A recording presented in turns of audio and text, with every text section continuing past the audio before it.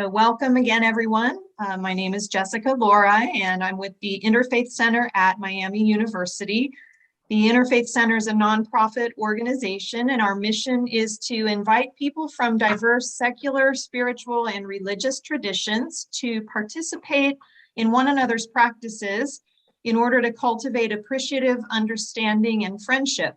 We seek to unify people around common moral, social, and ethical concerns in order to build a more just and equitable society.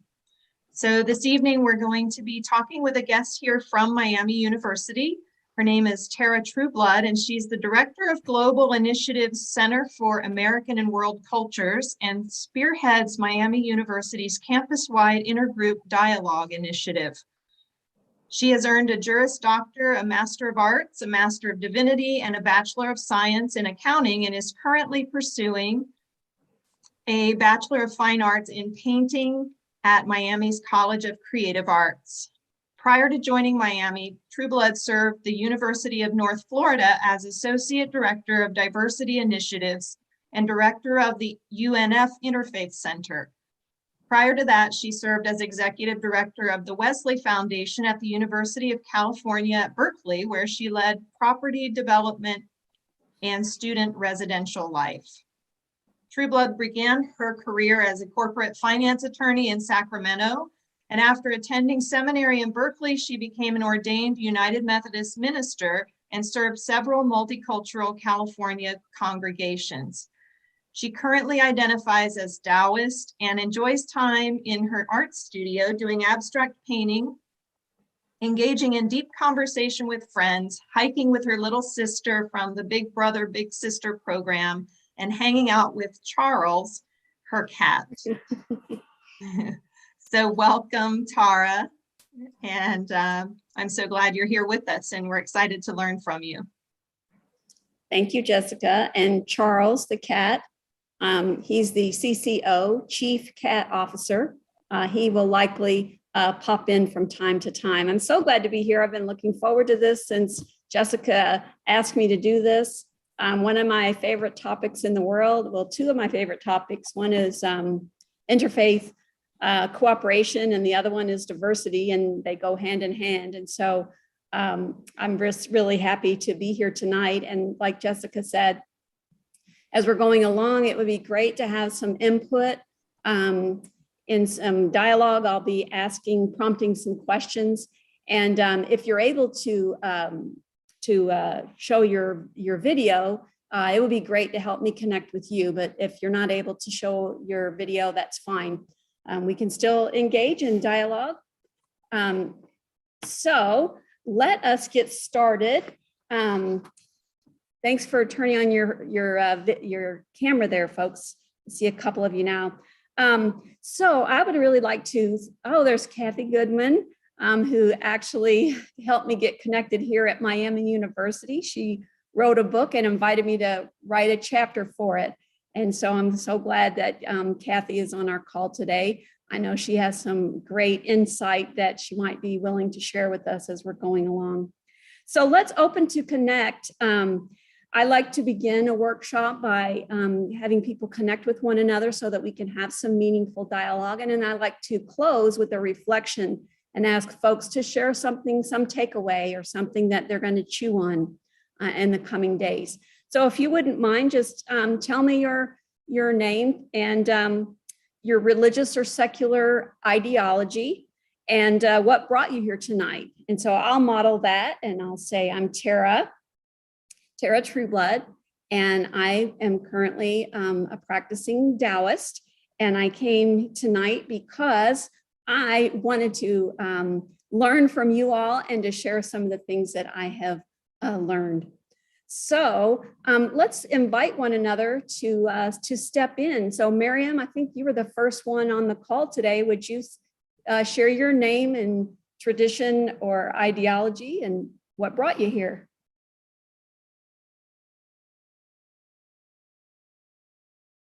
And you'll need to unmute yourself there. Yeah, I'm Miriam Brown. I'm a Catholic. I'm a Dominican sister. I live in Wisconsin, been doing retreat work And I'm very interested in knowing how not to get into huge arguments these days. All right, then Miriam, invite the next person. Okay, Ken Larson.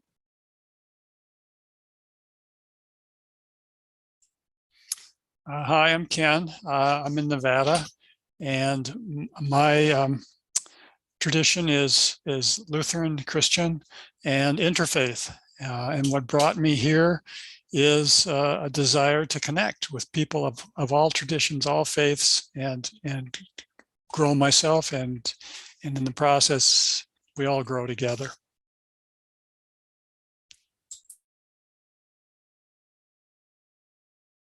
Go ahead and invite the next person, Ken. Grace Malone.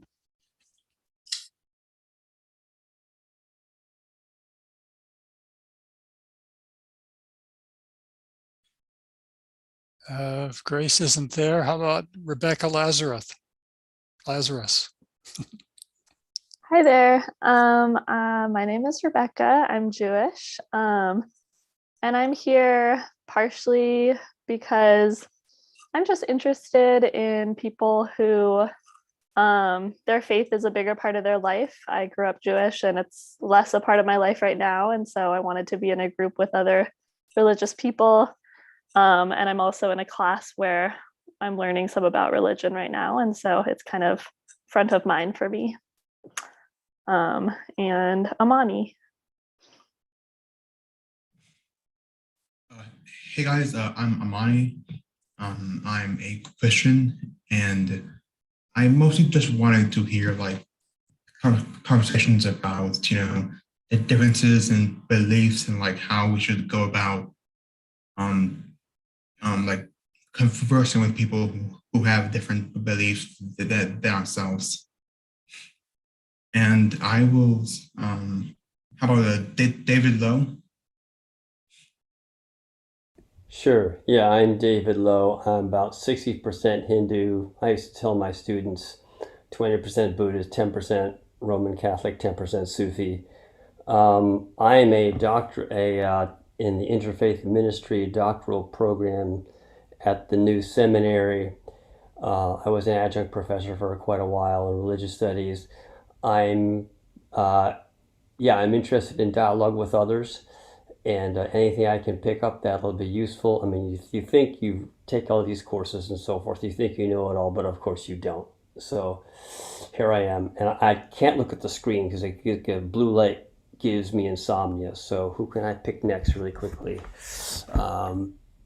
Claire. Hi, I'm Claire Farrow, and I'm a practicing Catholic. I'm here because I think it's really interesting learning about different faiths, and I feel like everything's so polarized right now with different beliefs, and there's so many people not willing to like understand other people's beliefs, and I think it's really good to have conversations about it. Also, Tara, I think you're in my painting class. Oh my gosh, probably. Yes, I recognize you. Oh my gosh, that's hilarious. It's really cool. Thanks, Claire. And just a reminder for folks, this is for both religious and secular folks, and that's part of the religious diversity in the United States. So Claire, invite the next person.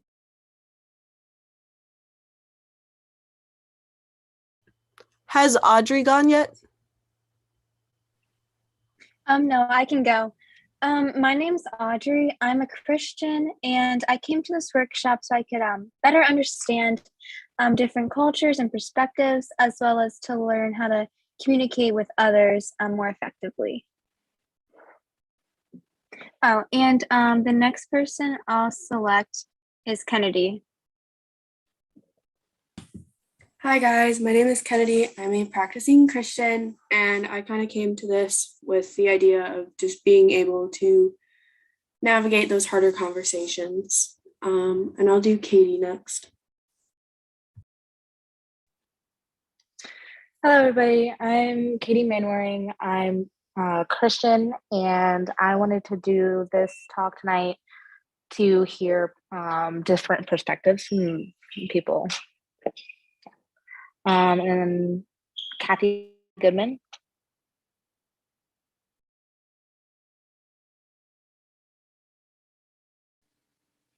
technologically challenged. But that's not my main perspective. Mostly, I'm an atheist. I grew up Catholic, and probably by the time I was 25, I had decided that I did not believe in that tradition anymore. And I just think this is one of the most important topics, and learning how to talk with each other about any kind of different perspectives is just good education. And so I'm always looking for opportunities to learn more. So that's why I'm here. And let's see, Chris, did Chris go?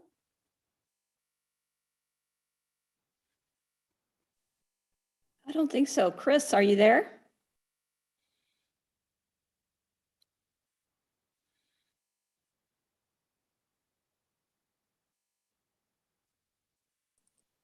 How about Haley?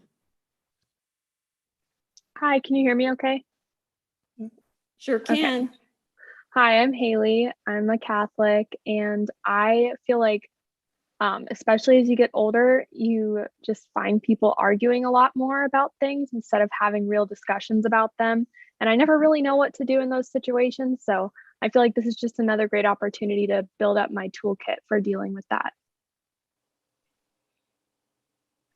Leanne? Hi, I'm Leanne. Let me go on camera here. When I'm speaking, I like to be seen, but otherwise I don't. My partner got an email about this and suggested we listen to it, but unfortunately he thought we're on the West Coast, and he said it's at 7 o'clock. Well, guess what? He's doing something else right now. So I thought I'd join in and hear what is going on. I'm a Jewish by birth, Unitarian Universalist by choice, and I'm just interested in hearing how the discussion goes. So I will pick O'Flaherty Enya to go next.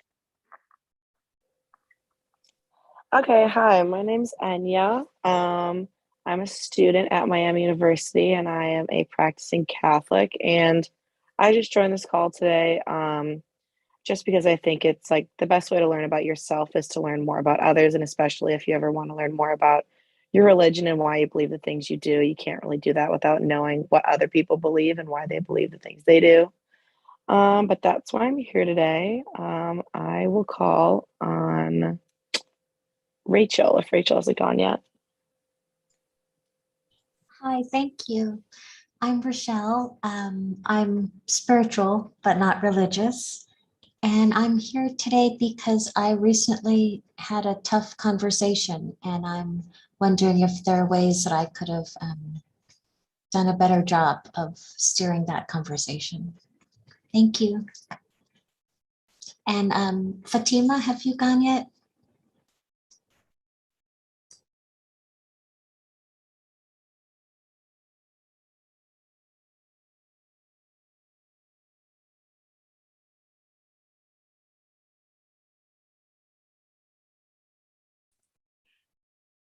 I don't see Fatima, but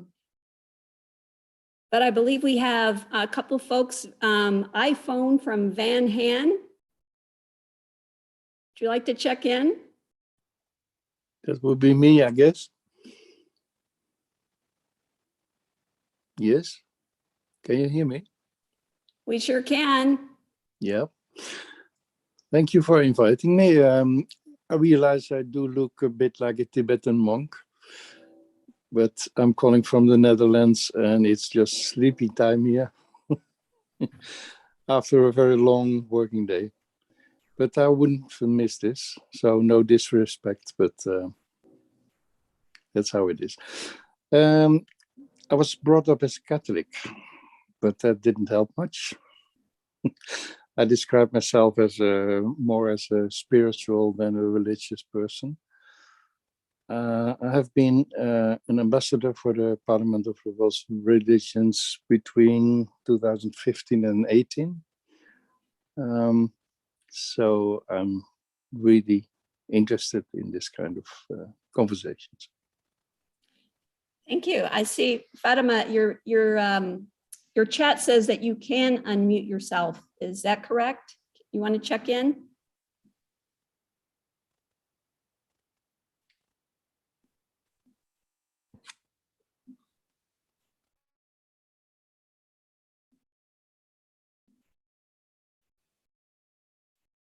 All right, maybe some technical problems there. So let's see, if you haven't gone yet, why don't you raise a hand? And Fatima, why don't you check in through chat, because it looks like you're having some audio problems.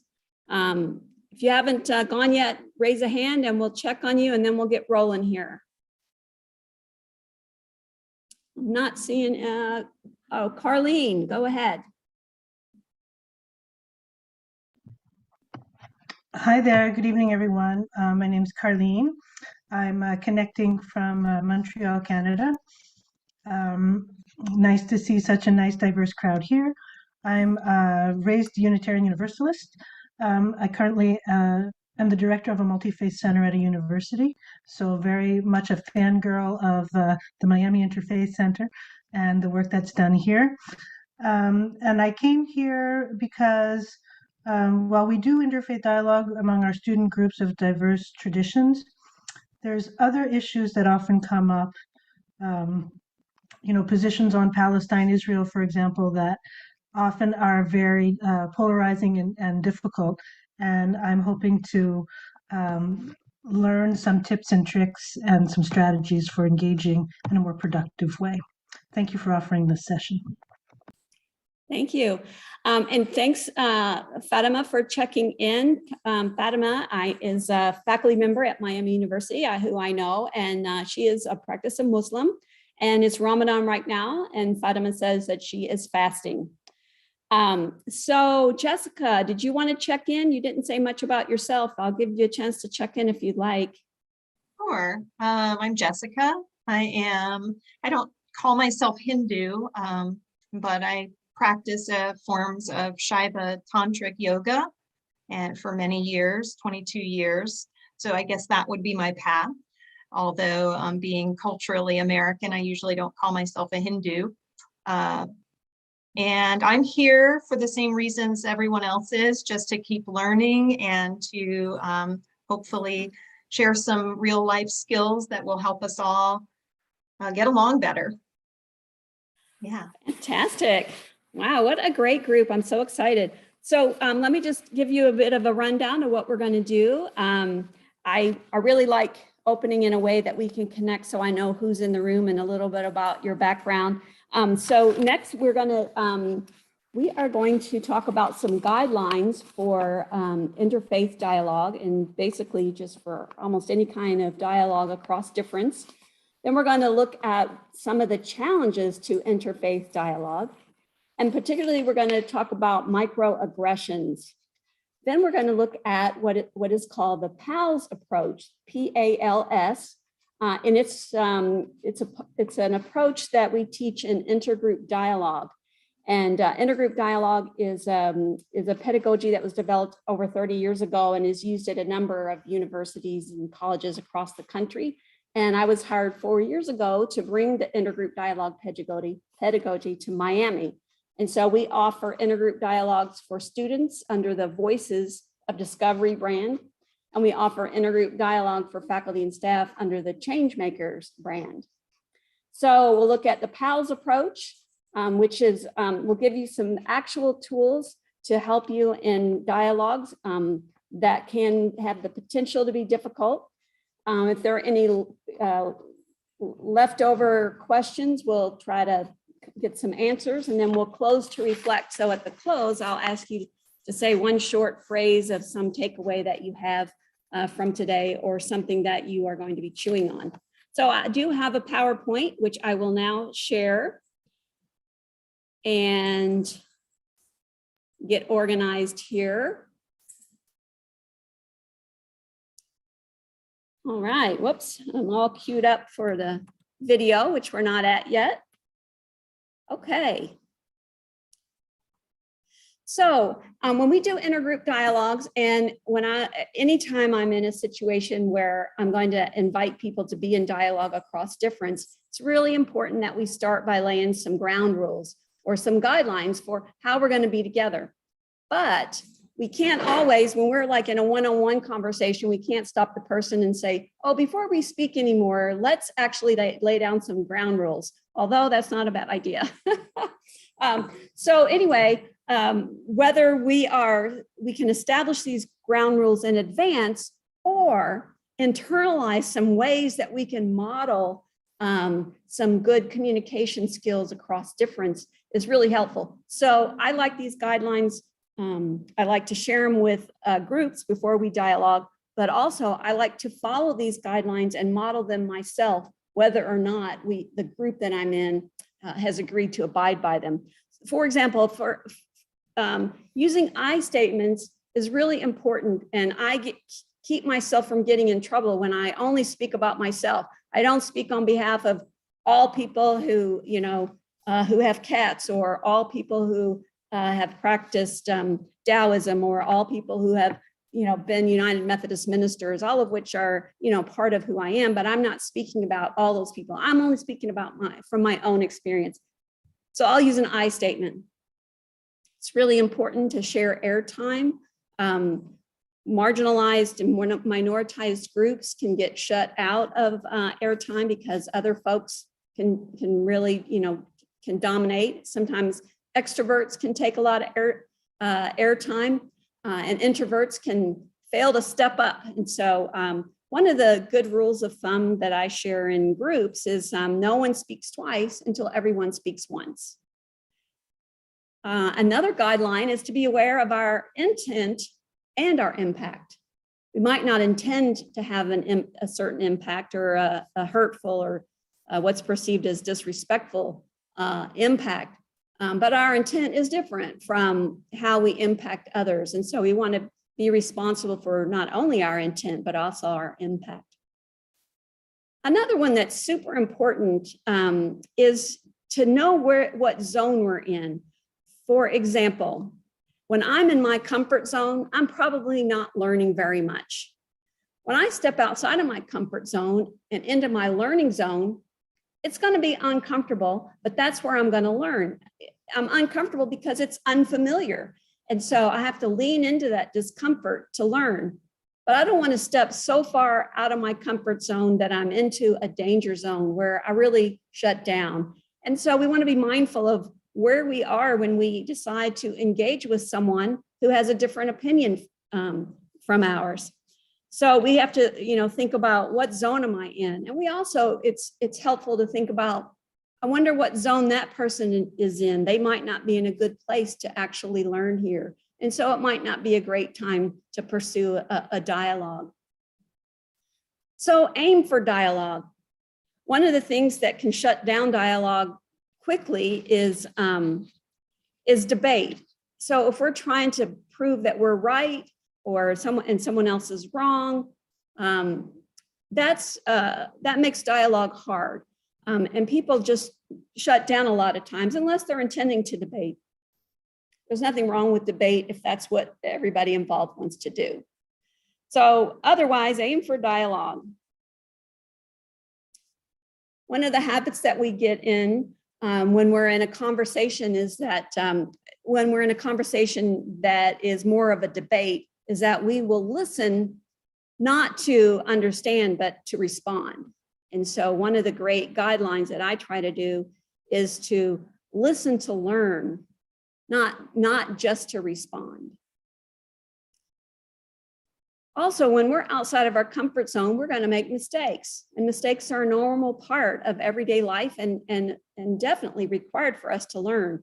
And so we need to accept that we make mistakes and others make mistakes, and we need to avoid being judgmental around mistakes. Don't freeze people in time. Let them make mistakes and grow. And then one of the things that's important is that when someone shares a story, that story belongs to them. We learn something from that, and it's perfectly fine to share what we have learned, but the details of the story that make it unique to that individual, that belongs to them. And so I encourage folks to take the learning and leave the stories. And then what's really important in interfaith dialogue is that we avoid proselytizing. We know that proselytizing is very important in some religious practices, but it can really shut down a dialogue. It can really be a barrier. So we save proselytizing for another time. All right, so now is when I would like for you all to start getting engaged here. What can make interfaith dialogue challenging?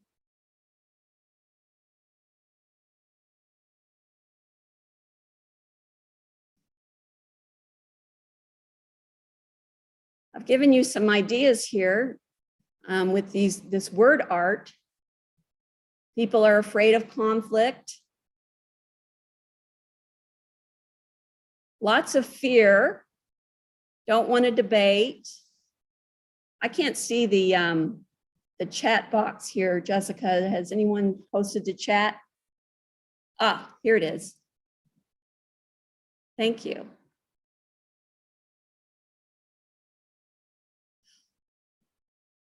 Language. Oh yeah, for sure. And cheating on their religion. Oh, wow. Oh, yeah.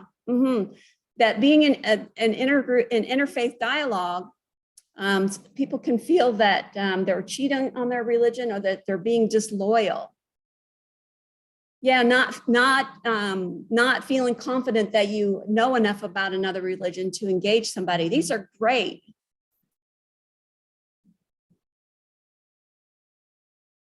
Yeah, fear of offending.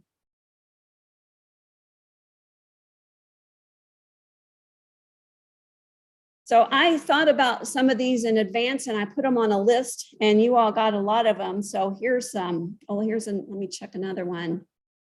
Stereotyping without listening. Yeah, for sure.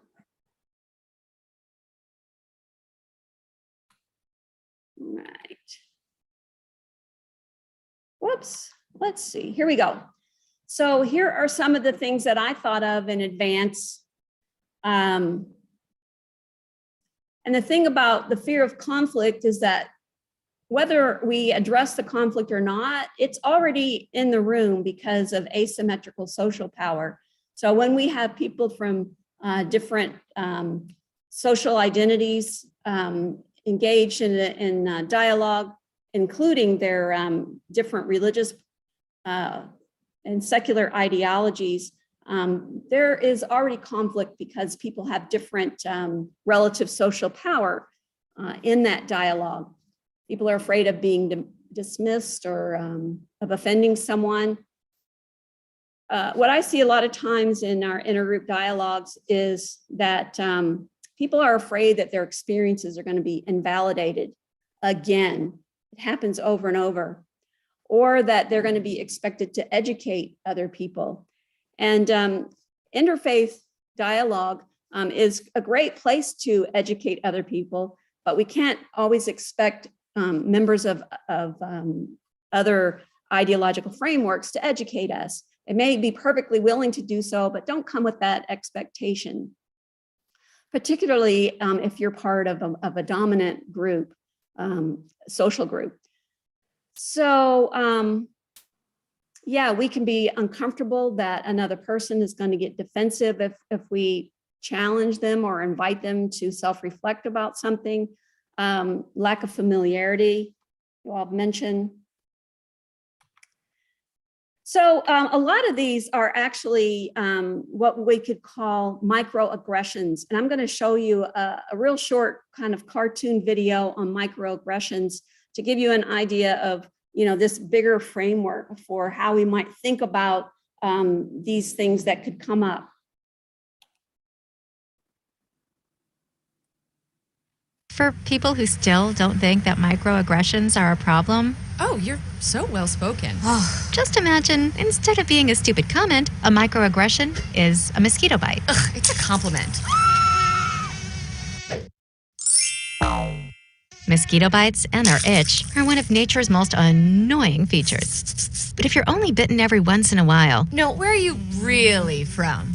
Cleveland? Sure, it's annoying, but it's not that big a deal. The problem is that some people get bitten by mosquitoes a lot more than other people. I mean, a lot more. Whether it's on a date, Oh, your English is so good. Excuse me? going grocery shopping, You know, everything happens for a reason. I'm just buying apples. commuting to work, So when are you gonna have a baby? watching TV, We have to keep the Redskins name. It's part of our culture and history. or just walking down the street with your partner. I couldn't even tell you were gay. Mosquitoes seem to pop up everywhere. Do you know John? Give me shopping advice. I love Cher too. And getting bit by mosquitoes every goddamn day, Cut your hair. multiple times a day, So pretty. Can I touch it, please? Can I please? is fucking annoying. And makes you want to go ballistic on those mosquitoes, which seems like a huge overreaction to people who only get bit every once in a while. It's just a mosquito bite. Who cares? Just another angry black woman. Of course, beyond just being annoying, some mosquitoes carry truly threatening diseases that can mess up your life for years. Astrophysics? Maybe you should try this challenging major. Ow, my dreams. And other mosquitoes carry strains that can even kill you. He looked like he was up to trouble, okay? I felt threatened. So next time you think someone's overreacting, just remember, some people experience mosquito bites all the time. You're all so exotic. Wow. And by mosquito bites, we mean microaggressions.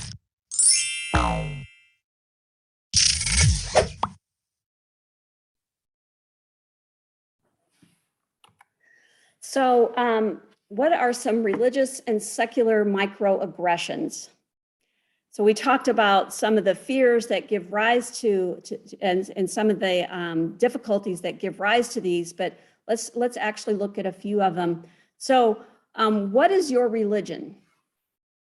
Why might this be a microaggression to just come up with someone on the street and say, oh, what is your religion? How might that be perceived as a microaggression?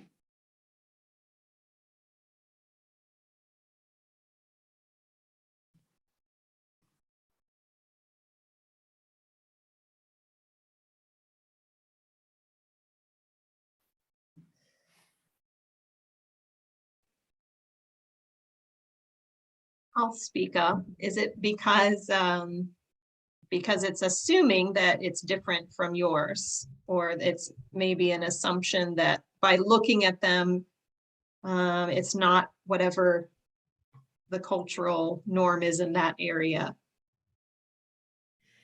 Yeah, and it's exactly right on track. A couple of people put it in chat. It's assuming that other people are religious, that they have a religion. And so we might change that question. Are you religious, or what is your religious or secular framework? So we could broaden our language to be more inclusive. And how about atheists have no values? I've heard people say that. That is really rude, just to say that.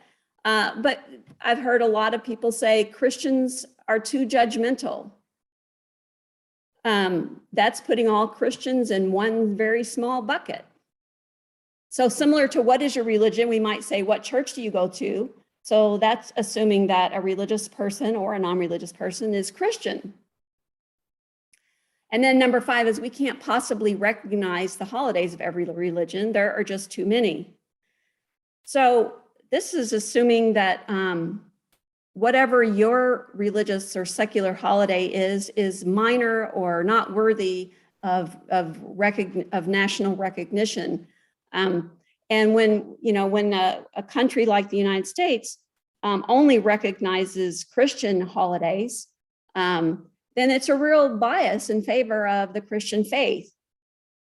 So, and then the last one is, I'll bet you can make a bomb. Saying that to a hijabi is a terrible microaggression. It lumps all Muslims into a very small segment of folks internationally. What other religious and secular microaggressions have you experienced or can you think of? I'd love to learn any you might be willing to share tonight.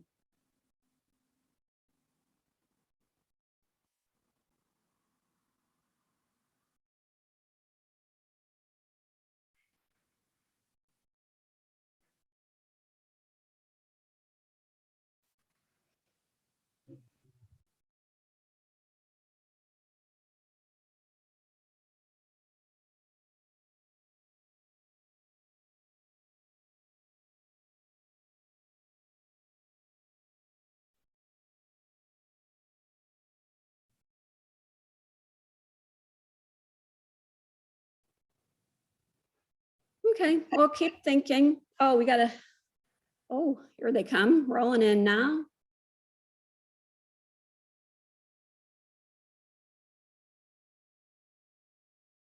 Oh, good. The idea that visibly religious students are all international. You practice yoga, you must be flexible. Oh, and that's a good one I hadn't heard. I bet you're good with money. Yeah. I bet folks who practice Judaism or are Jewish, culturally Jewish, experience that. Oh, you're a heathen to a secular or atheist. Oh my goodness. Thank you all. These are great. I'm gonna add them. Women are oppressed by in Islam, as though women are not haven't been oppressed by most world religions. Yeah.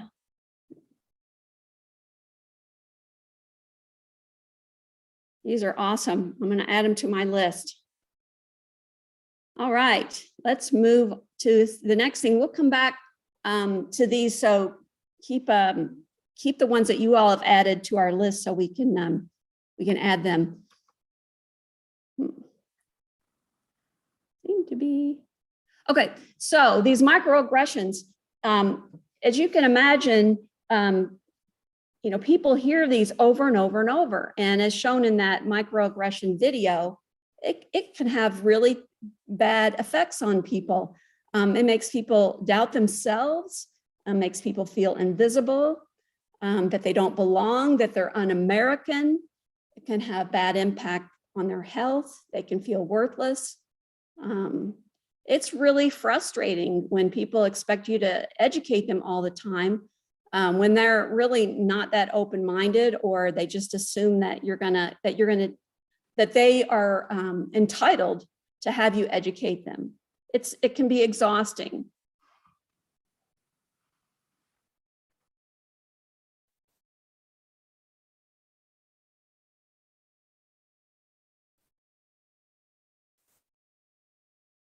So what I would are your pictures obstructing part of your view on the screen share? Can you all see your pictures over here to the right? Jessica, each person should have control of the grid that they see. If they have it on just the single speaker mode, it'll only show your photo or whoever is speaking. But there is in that window at the top left, there's the option to show a bigger grid. And you can also modify the size of your grid by expanding it with the little arrows on the sides. So Jessica, is my grid showing up on my screen share? It will only show whatever the person who's watching has it in, whatever mode they have it in, except for the live stream that's on YouTube and Facebook will show just your little square in the top right corner. Yeah. Okay, so my grid is not obstructing this table. No. Okay, perfect. Thank you. Okay, good. So here is the PALS approach, which we teach folks in our intergroup dialogue cohorts. I love this. It is not a panacea. It is no substitute for doing the work. What it does, though, is it gives us some confidence that we have some tools to do something and that we don't just freeze up, seize up, and shut down. So PALS is an acronym, of course, as you can see from here. And I think the most important part of this approach is that it helps you to press the pause button. So often, microaggressions can happen, take place, and then people in a conversation move right on, or a microaggression occurs and we don't have the wits about us to stop it and interrupt right there. Or we're in a classroom or a meeting and something happens. And so the pause part of the PALS approach just helps us to slow the conversation down so that we can be more intentional. And so that we can collect our wits about us, so that we can stop and say, oh, let's take an intentional approach here. So the A in the PALS approach is ask and acknowledge. And so here, the A reminds us, always acknowledge the humanity of the person that you're in a dialogue with. Regardless of what they say, they're a human being, and you could totally disagree with them, and they might even be a bit disrespectful, but if you can acknowledge their humanity, you will have a better chance of bringing them around to a dialogue. If you want to, remember that you always want to assess where you are in your zone. When a microaggression happens or someone says something that you want to explore further, and it seems different from you, remember, what is your zone? Are you in your comfort zone so that you can initiate this, or you're in your learning zone where it's great learning opportunity for you? Go for it. But if this is going to push you into your danger zone, you're not going to be that flexible with the person, and you might not have very good success. So assess your own zone, acknowledge the humanity of the other person, and then ask probing questions. The secret sauce of facilitators of dialogue are asking respectful probing questions. And even if you don't know something about the other person's religious or secular framework, if you ask it in a respectful way, they'll experience it as respectful. But if you say, well, what does that mean? Or why do you do blah, blah, blah? That's not going to open up the situation to a dialogue. So the L is for listen. So you're listening to learn, not to just respond and debate. And this is where a lot of people really lose out on having a dialogue. I saw some research, I can't remember the exact numbers, but how infrequently Americans actually are curious and ask questions. We don't, and we're missing out on a whole lot of stuff. So listen to learn and ask questions. And then one of the things you want to do is you do want to share your story and share your truth. But that's not what you come out with first. Is you don't start off by saying, well, you're wrong, or no, that doesn't work for me because blah, blah, blah, blah, blah. What you're going to say is, tell me about your worldview. Tell me about your framework. Oh, that's so different from mine. Let me tell you about mine. It's an exchange. It's not a debate, and it's not a monologue. It's an exchange. All right, so now we're going to get some examples of each of these because it's great to have a framework, but you need some examples to start developing your skill set. So let's, and one other thing is that you don't have to do these in order, and you don't do them once and then done. So like you might pause and then you talk for a little while and say, oh, wait a minute, let's stop out, let's explore that there. Or you might listen, and then you might ask a question, then you might share something, then you might pause again. So you can use these in any order, but I do like to start with the pause, and I like to share, after the other person has been given an opportunity to do so. So pause, slow down the conversation. So you're in a conversation and someone says something that, whoa, what do they mean by that? You can say, hey, wait a minute. Let's talk about this a little. So even if you're in a classroom, you can say, oh, wait, something was just said. Let's press the pause button here.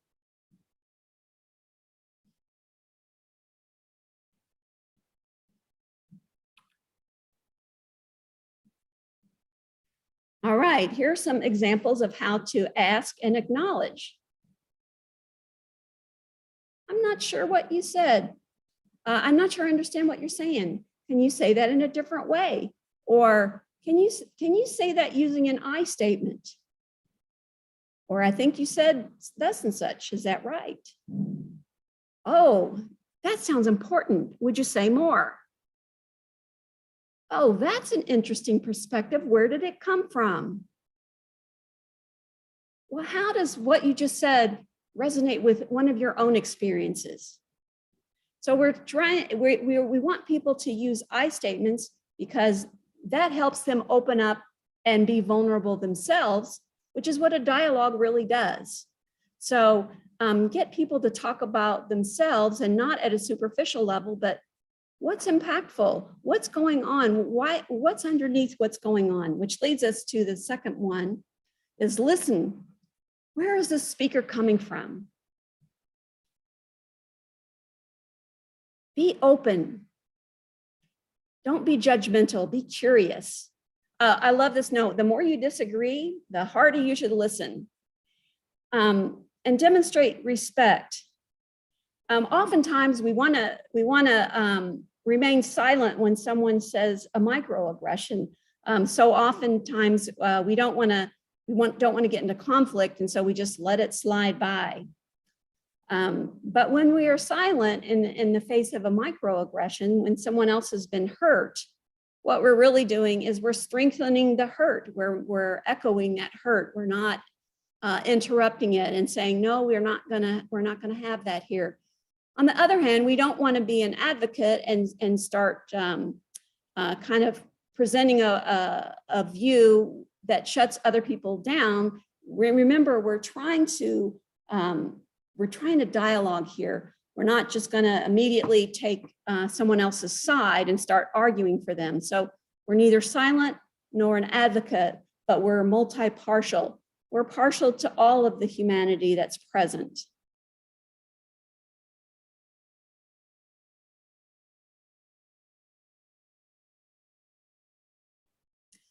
So then, speak your truth, share stories. What would that look like in a real dialogue? Oh, wow, I'm so glad you said that. Tell me more. Oh, you know, that's very different from my experience. In my experience, blah, blah, blah. So we're trying to, like I said, we're trying to dialogue. We're not debating. We're getting in deep with folks. If we're not the only person in this dialogue or in this conversation, or let's say we're in a room, a classroom, we can invite other people to say, how is what has just been said affected other people in the room? Or I'm glad you shared that. I believe it's a commonly held opinion in many places. Are there other perspectives in the room? We might invite other folks to share on what commonalities and differences have been expressed.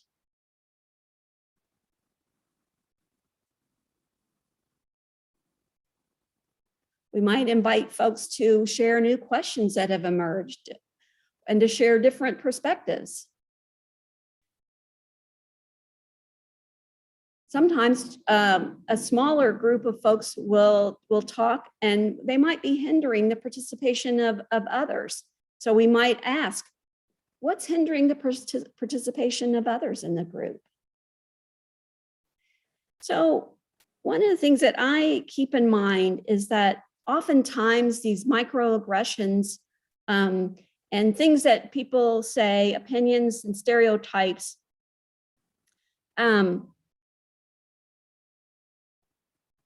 they're unexamined opinions that people have, unexamined stereotypes. There are things in the general culture that are just assumed or taken for granted, and they can be very, very hurtful. So what we want to do is we want to invite folks to interrogate unexamined opinions. We don't want to be the person interrogating them, but we can invite other people to interrogate them. So, we're not, they don't feel attacked, but it's an invitation to be in a dialogue.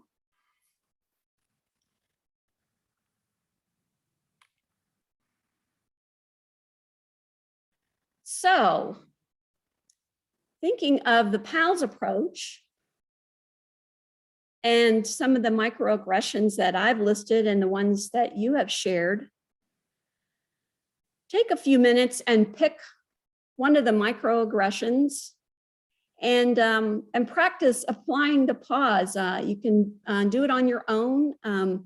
We're gonna take a 5-minute break here. You can turn your camera off if you would like. Let's see. We're gonna come back at 7:58 and work through the pause approach, the PALS approach. How would you pause? Think of a context that this would apply in. Think of a context and apply PALS to that in a way that would be beneficial for your own learning. And so we'll be back in 5 minutes. And I have 7:53, so we'll come back at 7:58. And it'd be great if a couple of you would be willing to share what you've put together.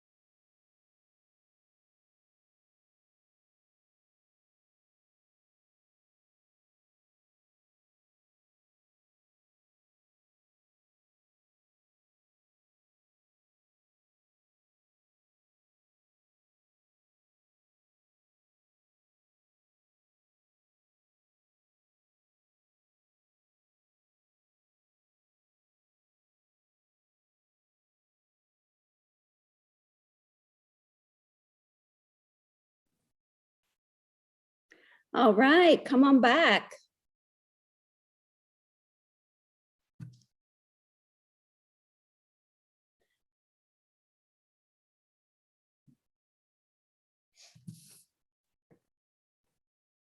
I would love to see your beautiful faces if you're able to turn on your camera.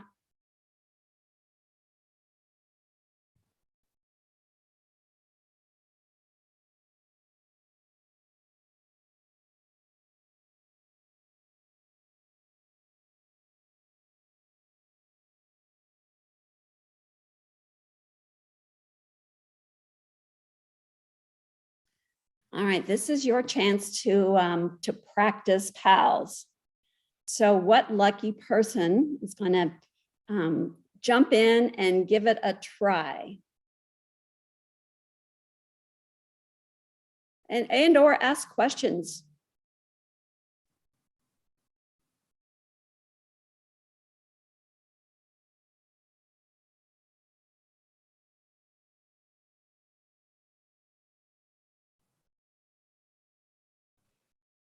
We have a shy group this evening.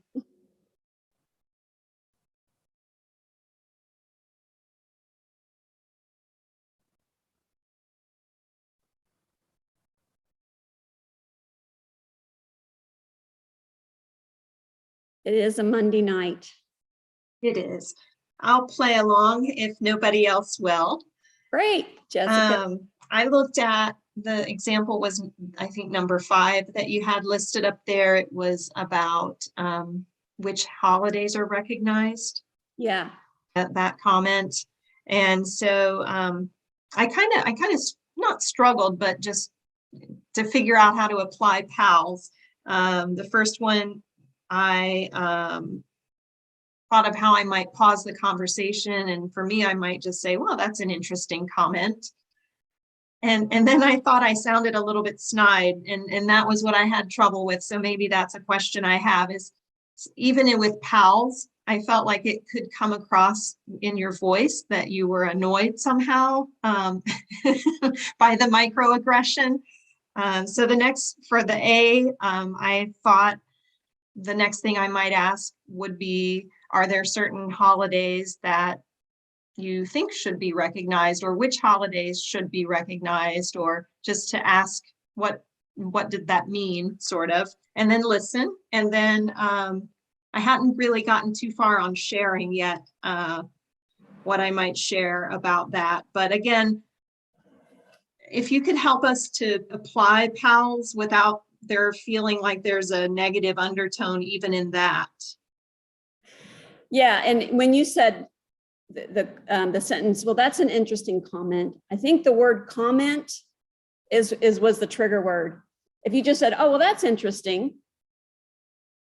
I think the word comment on the end is just what made that sound, you know. Yeah, that's interesting. Isn't it? But just say, oh, that's interesting. What holidays should be recognized? Which ones shouldn't? How do we choose? You know, just get curious. And we want to invite folks to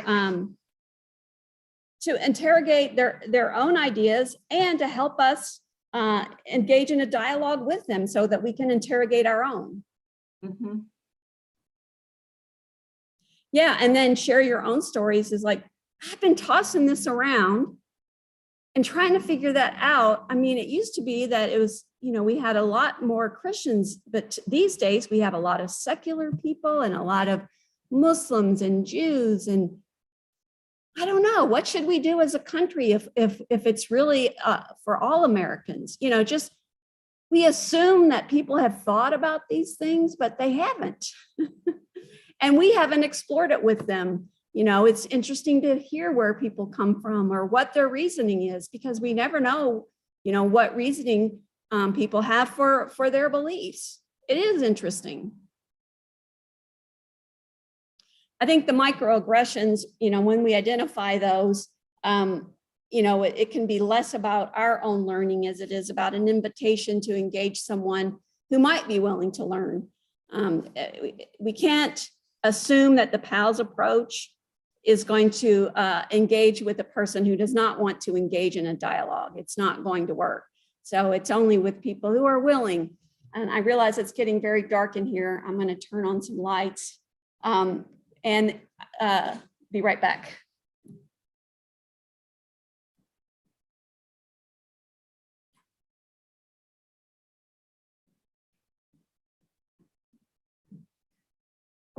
All right, Jessica, any more questions that No, it's interesting. I think it's harder the closer the people in the dialogue, the closer you are to them. It's, I think, a little more difficult in personal situations where I have no problem talking about interfaith stuff with people professionally, but it's a little different if it's your grandmother or, you know, whomever it might be in your family.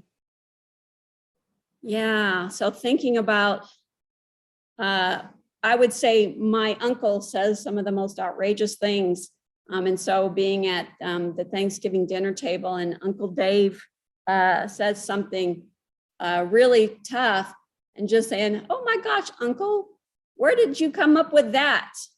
And, you know, just to start off, you know, in a playful way, where the heck did you come up with that?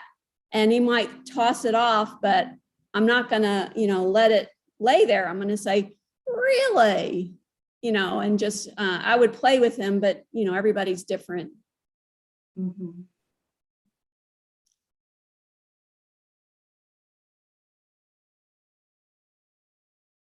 Yeah, just a very different worldview. Yeah, Carlene. So a lot of the PALS approach is great just for people that have different perspectives and views from you. We use them a lot in our intergroup dialogues, and that's to listen, to learn instead of to respond. And then to share our own perspectives and not expect others to educate us, but to have it be a reciprocal arrangement so that if you want another person to be vulnerable, or if they have volunteered to be vulnerable, you know, you should reciprocate. We should reciprocate with folks. So, you know, don't, if you come across someone who has a different ideological framework, it's perfectly fine to ask them, but don't make it about them educating you. Don't fire questions at them and interrogate them, but say, oh, I would really love to learn more about it. What's the thing that's most important to you about it? And then and if they're willing to share that, say, oh, that's great. You know, I think the most important thing for me about my worldview is blah, blah, blah. What is the hardest thing for you about your worldview? You know, the hardest thing for me about my worldview is blah, blah, blah. And so we're in a reciprocal arrangement, and we're listening to learn, and we're being curious.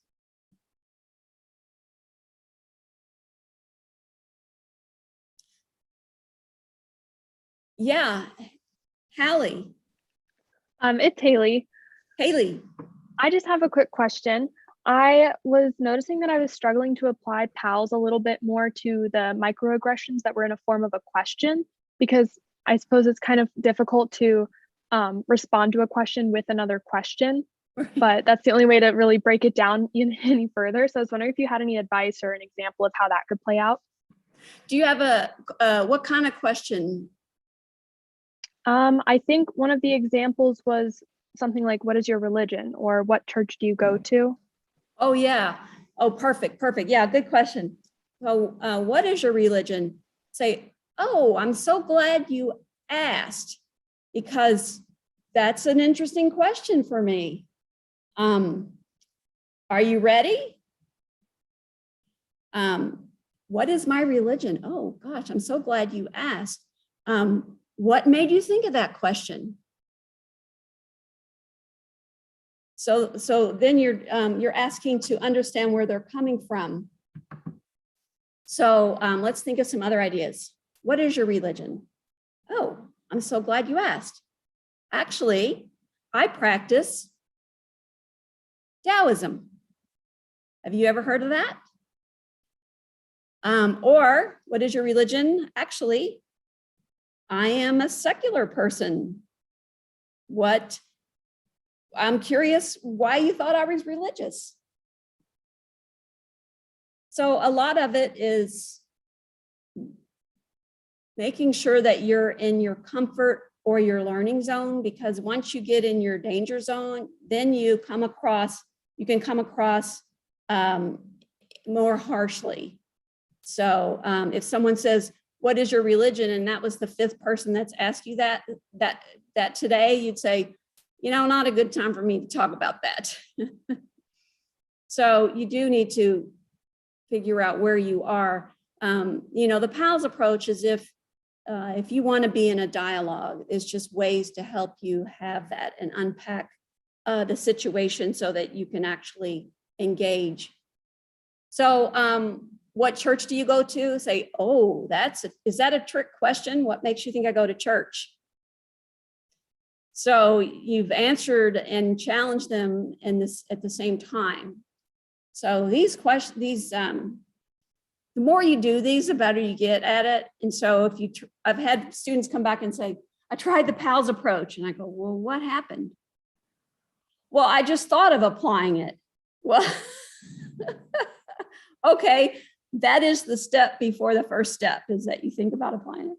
So you have to actually do it. And so then they'll come back and say, I did it, but my mom she wasn't going for it. I go, keep trying, you're going to get better at it. So it is one of those things where you need to practice and you do get better at it. What other questions? Oh, Haley.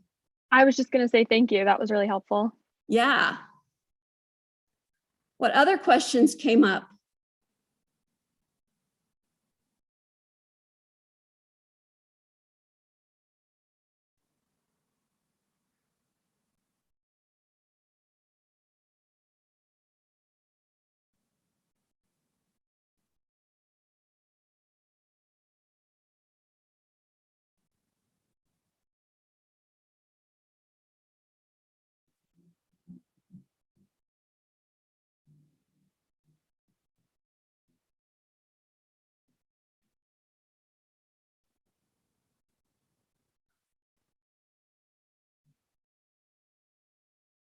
Well, give it a thought and give it a try, and feel free to email me at trueblood@miamio.edu if you have questions or you want to share an experience of having tried this.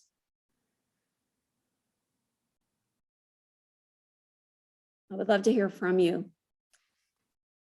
So how about if you are willing to share something that you've learned or something that you've been challenged by tonight and some takeaway, and you can do those by chiming in at random, or you can do it in chat. I would love to hear from most of you if you'd be willing to share.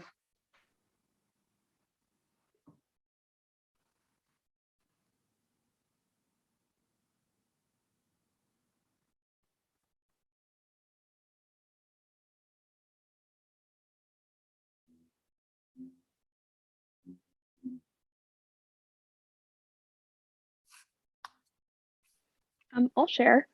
Yeah. I actually found the PALS approach really helpful, because sometimes when you're in a situation where there's a disagreement and maybe it catches you off guard a little bit, it can kind of make you freeze and you're like, what do I do now?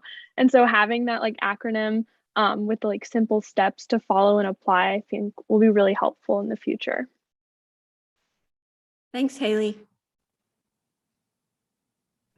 I really like the fact that the approach starts with pausing and asking to hear their perspective first, because it's really a different way than trying to just come across as super defensive from the beginning. So I really like the way that flows really nicely.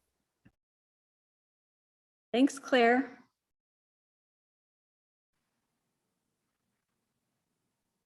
See you tomorrow, Claire. Yeah.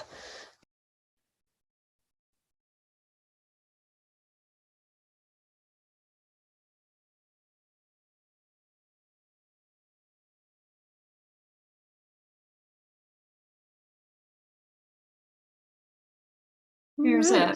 there is a comment in the chat. It says, I think assessing the zone is something I want to look more into because I think that is probably what stops me and maybe others from trying the PALS method more. Yeah, and sometimes it's just better to leave it. And when people are, subjected to microaggressions over and over and over, it's just exhausting. And so, we can't expect people to educate us if we are, particularly minoritized groups, to educate members of majority groups. Yeah, thank you, David. Thank you, Carlene.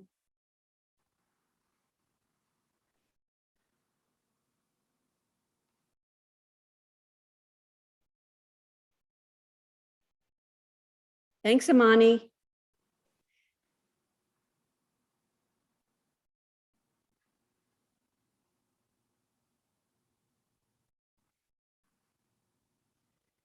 S in PALS stands for share your stories and or your truth. So it's a give and take. You want to ask them about their views, and then you want to share your own truth as well.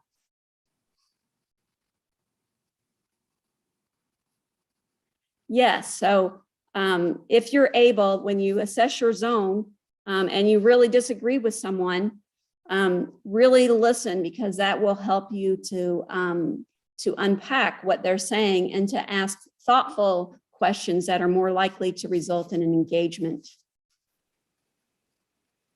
All right, thank you all. Thanks for the feedback, and thank you for having me, Jessica. Yeah, thank you so much for doing this. It's wonderful.